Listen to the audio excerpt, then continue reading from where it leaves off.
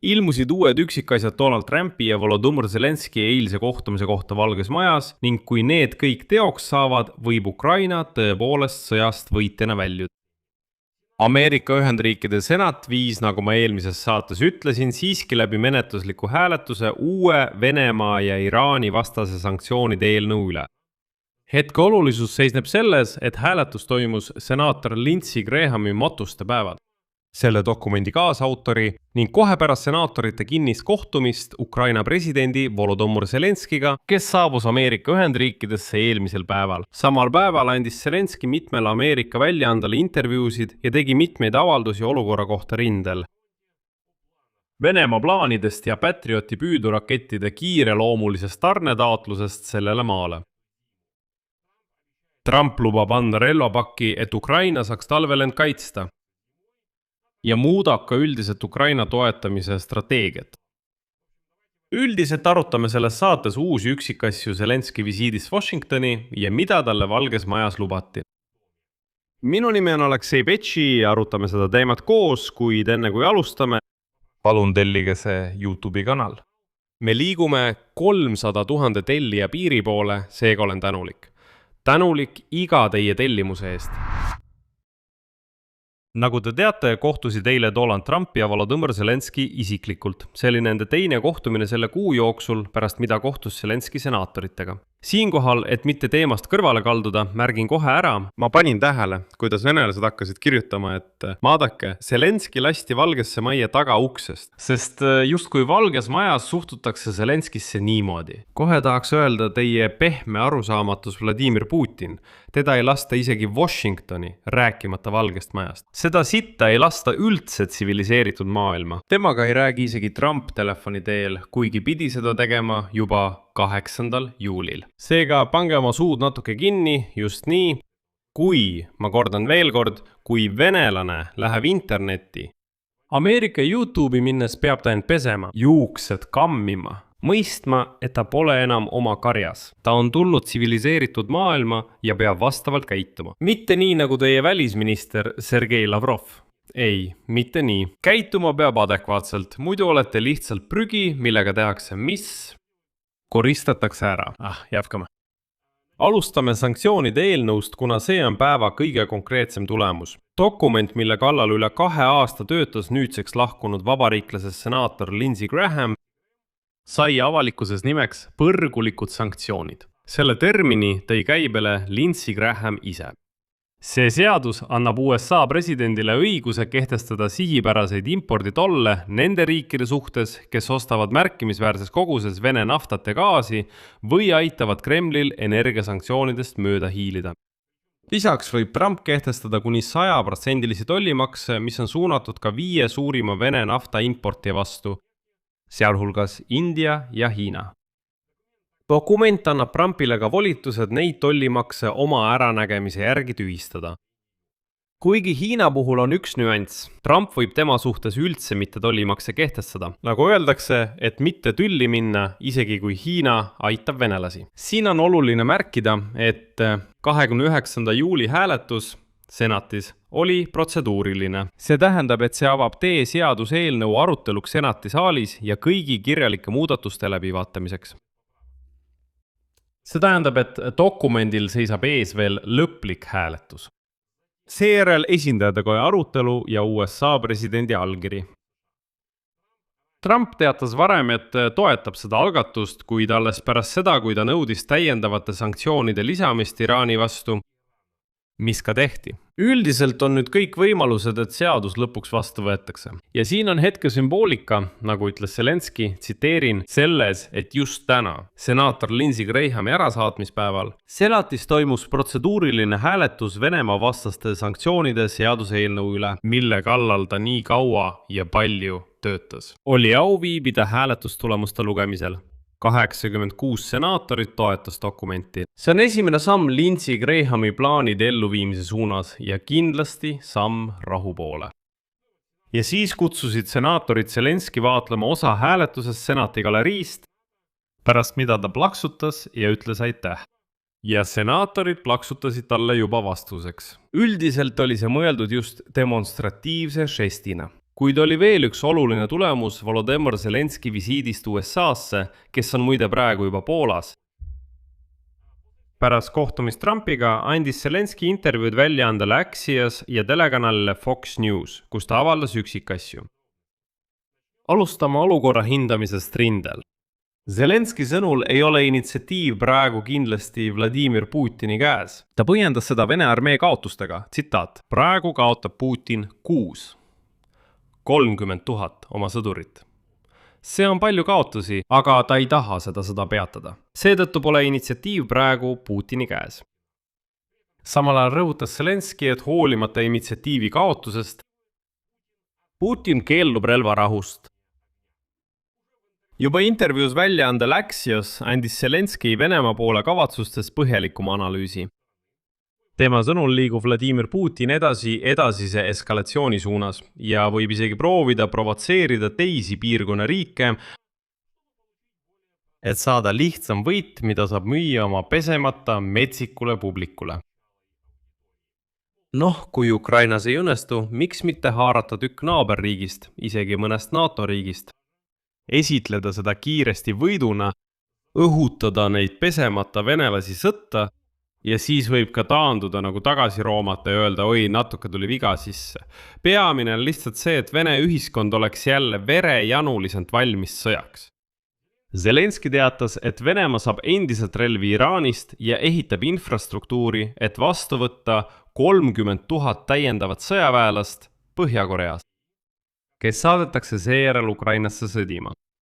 Ta väitis ka, et Põhja-Korea tarnib Venemaale ballistilisi rakette ja muud relvastust. Samuti teatas Zelenski eraldi, et Vladimir Putin astub vähemärgatavaid samme, et valmistuda veel 500 000 sõjaväelase võimalikuks mobiliseerimiseks.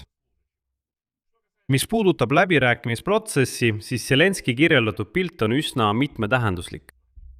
Tema sõnul Donald Trumpi saadikud Jared Kushner ja Steven Witkoff on endiselt ühenduses Vene ja Ukraina läbirääkijatega, kuid suurema osa ajast pühendavad nad siiski Iraanile. Üheks kohtumise tulemuseks Trumpiga sai tõenäoline Kushneri ja Witkoffi visiit Kiievisse järgmise 2 nädala jooksul. See saab olema nende esimene reis Ukrainasse pärast mitut visiiti Venemaale. Ja nüüd ütles Zelenski, et tahab nendega üksikasjalikult arutada ideid rahu läbirääkimiste taasalustamiseks ning soovib, et nad näeksid olukorda Ukrainas isiklikult oma silmaga. See on muidugi lahe, nagu ütles J.D. Vance. Ma näen Instagrami lugude ja riilide kaudu, mis Ukrainas toimub. Aga kõige parem on näha oma silmaga, kuidas Vene raketid hävitavad haiglaid, koole, hävitavad elumaju, tapavad lapsi Ukrainas, tapavad tsiviilelanikke, hävitavad elektrijaamu, ründavad poode, toidulaosid ja nii edasi. Seda peab oma silmaga nägema, et aru saada, milliste metsistunud jõhkarditega ukrainlased kokku puutuvad. Ja nagu Zelenski sõnul püüavad Kushner ja Witkoff, eriti Kushner, endiselt relvarahu poole, et luua ruumi diplomaatiale. Aga Zelenski ise on skeptiline, ta ei usu, et Vladimir Putin nõustub lahingute pausiga. Vaatamata sellele skepsisele ja praegusele dünaamikale lahinguväljal, Zelenski teatas, et on huvitatud rahu läbirääkimiste taastamisest Venemaaga. Küsimusele sõja lõpetamise läbirääkimiste edenemise kohta andis Zelenski vaoshoitud vastuse, mille sisu taandus sellele, et reaalsest edasiminekust on veel vara rääkida, kuna USA administratsiooni peamine tähelepanu on suunatud Iraanile.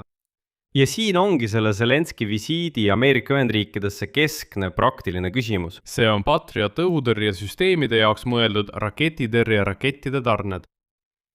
Nagu Zelenski ise ütles, pöördus ta Trumpi poole palvega anda Ukrainale erakorralises korras neidan talvine raketipakett Patriot süsteemide jaoks, et tõrjuda Vene rünnakuid energiataristu objektidele. Tema sõnul loodab Ukraina talveks saada 300 ballistiliste rakettide tõrjeraketti. Zelenski ütles ka, et teisipäevasel kohtumisel nõustus Trump kiirendama Patriot süsteemidele mõeldud selliste tõrjerakettide tootmislubade väljastamist. Kuid ta täpsustas, et isegi kui saadakse litsents suure hulga tõrjerakettide tootmise alustamiseks, läheb selleks vaja 1 kuni 5 aastani. Zelenski sõnul on sellised tähtajad vastuvõetamatud, sest tema sõnul vajab Ukraina antiballistilisi rakette juba eile. Ta märkis, et Trump lubas proovida aidata, kuid andis otse mõista, et see on keeruline, kuna USA-l on neid tüüdurrakette endalgi vaja seoses sõjaga Iraaniga.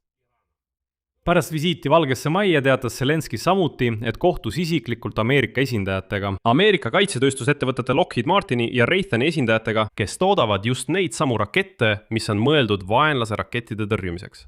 Kuid juba on ilmunud infot lekete kohta, et ettevõtted ise ei ole eriti valmis tehnoloogiat üleandmiseks.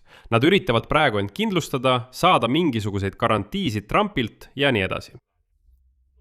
Aga selle Zelenski palve kontekst Trumpile on väga oluline. Näiteks Ukraina relvajõudude õhujõudude andmetel 6. juuli ööl toimunud massiivse rünnaku ajal ei suutnud õhutõrjejõud kahjuks ühtegi ballistilist raketti alla tulistada. Just Patrioti laskemoona puuduse tõttu. Väidetavalt pidid Ukraina õhutõrjejõud lihtsalt pealt vaatama, kuidas Vene raketid Ukrainat ründavad. Muide, siin tõstatati eraldi teema. See on Ukraina ja Iisraeli suhted Iraani teemaga seoses. Kuigi otseseid andmeid selle kohta, mida täpselt Trumpiga kohtumisel arutati, selle kohta avalikes allikates infot ei ole. Aga internetis me arutasime seda eile, mul on see olemas minu Telegrami kanalil juba leviv video, kus Volodõmõr Zelenski ja Benjamin Netanyahu arutasid midagi väga emotsionaalselt senaator Lindsey Grahami matustel. Ma arvan, et lähiajal ilmub siin veel infot selle kohta, kas Iisraeli ja Ukraina lähenemine selles küsimuses on võimalik. Mis puudutab üldist hinnangut sellele, mis Washingtonis toimub, siis näiteks väljaanne Financial Times iseloomustas Trumpi ja Zelenski kohtumist kui, tsiteerin, järsku pööret Trumpi seisukohas Ukraina suhtes. Financial Timesi andmetel rääkisid Ukraina presidendi lähimad nõunikud väljaandele, et Zelenski pidas alati isiklikku suhtlust Trumpiga kõige tõhusamaks viisiks teda veenda ja see kohtumine polnud erand. Nad väitsid, et Trump on praegu Ukrainale võimalikult soodsalt meelestatud, sest ta järgis oma nõunike soovitust mitte suhelda pesemata venelastega, eriti Vladimir Putiniga. Nad väitsid, et pole vaja nende metsikute venelaste mõju ära üldse nendega suhtle. Proovi kõigepealt aru saada, mis tegelikult toimub ja alles siis helista telefonitsi kiilaka diktaatori Putiniga. Aga kui tulla tagasi sanktsioonide juurde, siis on ilmselge, et Ukraina jaoks on sanktsioonide seaduseelnõu läbimine, vähemalt esimene protseduuriline lugemine, reaalne, kuigi vahepealne tulemus. Enne kui seadus lõplikult jõustub, seisab ees veel lõplik hääletus senatis, arutelu esindajatekojas ja presidendi allkiri. Ehk siis protsess on veel kaugel lõppemisest. Donald Trumpi lubadus kiirendada Patriot rakettide tootmise litsentsimist on samuti seni vaid poliitiline kavatsus, mitte aga otsene rakettide tarnimine. Ja ka Volodõmõr Zelenski enda sõnad, et masstootmise käivitamine võib võtta 1 kuni 5 aastat, näitavad, et see ei anna viivitamatut lahendust tõrjerakettide puuduse probleemile. Ameerika Ühendriikide jaoks annab sanktsioonide kehtestamine Venemaa naftaostjate vastu ühelt poolt täiendava survevahendi Moskva mõjutamiseks, kuid samal ajal toob see kaasa maine ja kaubanduslikud kulud suhetes Indiaga ja Hiinaga. Sest just neid riike on nimetatud selle sanktsioonide seaduseelnõu sihtmärkidena. Venemaa jaoks on juba ainuüksi kaheparteiline toetus sanktsioonidele senatis, kus 86 oli poolt ja 12 vastu, signaal sellest, et Ameerika Ühendriikides püsib konsensus Moskvale surve vähendamise vastu. See töötab muide Kremli äraootamisstrateegia vastu, millele viitas varem Kremli pressiesindaja Dmitri Peskov. Ta ütles, et ootame, nad selgelt venitasid aega ja nüüd hakkab see juba nende vastu töötama. Isegi protseduuriline hääletus on märk sellest, et Washingtonis hakatakse aru saama, et nii see on. Me üritasime Ukrainale survet avaldada, et teha isegi mingisuguseid järeleandmisi Venemaale, see ei toiminud. sest Venemaa on ülbe, Venemaa on jultunud olend, see pressib edasi ja talle on juba lubatud supertehing, aga ta keeldub ikkagi. Mida siis teha? Tuletame meelde Trumpi valimiskampaaniat ja presidendi aja algust. Marco Rubio ütles siis, et Marco Rubio ja sõjalised nõunikud rääkisid kahest lähenemisest. Me hakkame Ukrainale survet avaldama ja vaatame, mida Venemaa teeb. Kui Venemaa ikkagi ei nõustu, siis hakkame Moskvale survet avaldama. Mis puudutab edasisi stsenaariume, siis ma arvan, et liigume 3 võimalikus suunas. Esimene. Sanktsioonide eelnõu läbib ülejäänud menetlusetapid ja jõustub, avaldades tegelikku survet Venemaa naftaostjatele, mis mõnede Ameerika senaatorite arvates võib tõepoolest sundida Putinit läbirääkimistele. Täpsemalt öeldes hakkavad teda läbirääkimistele sundima mitte ainult sanktsioonid, vaid ka tema enda partnerid. Teiseks, protsess venib. Esindajate koja etapis või seetõttu, et president Trump kasutab oma õigust tollimakse omal äranägemisel tühistada ja mõju osutub väga piiratud olevat. Kolmandaks, mis puudutab Patrioti. Tegelikult tühidurite tarned jäävad Ameerika Ühendriikide samaaegse vajaduse pantvangiks, kuna neil on seda relvastust vaja ka sõjaks Iraaniga. Ja lubatud talvepakett võib kahjuks lubatud tähtajaks mitte realiseeruda, kuigi lahenduse võib leida. Need raketid, mis on mõeldud vaenlase rakettide tõrjumiseks, on olemas ka eurooplaste ladudes. Tulemus. 29. juulil toetas USA senat protseduurilisel hääletusel seaduseelnõu, mis käsitleb karmide sanktsioonide kehtestamist Venemaa ja Iraani vastu ning tollimakse kuni 100% suurimatele Venemaa energiatoodete ostjatele. Volodõmõr Zelenski, kes viibis samal päeval Washingtonis, nimetas seda esimeseks sammuks rahu suunas. Ja samal ajal teatas ta, et initsiatiiv sõjas ei ole enam Vladimir Putini käes, kuid Venemaa valmistab ette uut mobilisatsiooni ja saab toetust Iraanilt ja Põhja-Korealt. Ta pöördus ka Donald Trumpi poole palvega erakorralise talvepaketi kohta, mis sisaldaks 300 raketidele raketti. Patriot ja sai lubaduse nende tootmise litsentsimist kiirendada teatud tingimusega, et tegelik masstootmise käivitamine võtab aastaid aega. Seda kõike iseloomustas Financial Times kui Donald Trumpi järsku pööret Ukraina suunas. Samal ajal ei ole ükski arutusel olevatest mehhanismidest, ehk siis ei litsentsid Patriotide tootmiseks ega ükski teine seni toonud kaasa kohest muutust, ütleme nii materiaalsetes tingimustes rindel. Need on otsused, millel on edasi lükatud mõju, mille elluviimine sõltub järgmistest protseduurilistest etappidest kongressis ja Ameerika kaitsetööstusettevõtete tootmistähtaegadest. Sellegi poolest on see siiski juba edasiminek ja ma arvan, et sellega ei saa üldse vaielda. Siin panen 3 punkti, teie arvamusi ja järeldused, kirjutage selle saate all kommentaaridesse, tellige kanal, vajutage kellukesele ja ärge unustage panna laiki. Sellega on kõik, hoidke end, kõigile head aega!